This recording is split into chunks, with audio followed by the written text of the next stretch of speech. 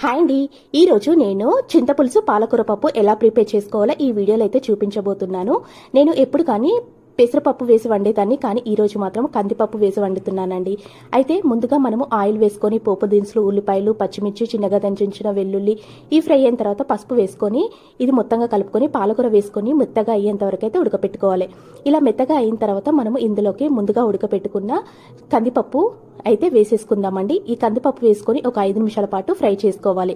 మనము పప్పు ఉడకపెట్టుకునేటప్పుడు అయితే వెల్లుల్లి, జీలకర్ర అయితే కంపల్సరీ వేసుకోవాలండి. ఇప్పుడు చూసారు కదా, ఇది 5 నిమిషాలు ఫ్రై అయిన తర్వాత చింతపండు గుజ్జునైతే వేసుకొని మళ్ళీ ఒక 5 నిమిషాల పాటు ఉడకపెట్టుకోవాలి. మనకు ఆయిల్ అనేది సపరేట్ అయ్యేంత వరకు ఉడకపెట్టేసుకుంటే సరిపోతుందండి. చూసారు కదండి, నేనైతే ఈరోజు కర్రీ చింతపులుసు పాలకూర పప్పు అయితే రెడీ చేశాను. మీకు నచ్చిందా అండి ఈ చింతపులుసు పాలకూర పప్పు? నచ్చితే మాత్రం లైక్ చేయడం అస్సలు మర్చిపోవద్దు. నా ఛానల్ ఇంకెవరైనా సబ్స్క్రైబ్ చేసుకునే వాళ్ళు ఉంటే సబ్స్క్రైబ్ కూడా చేసుకోండి. నెక్స్ట్ వీడియోలో కలుస్తాను.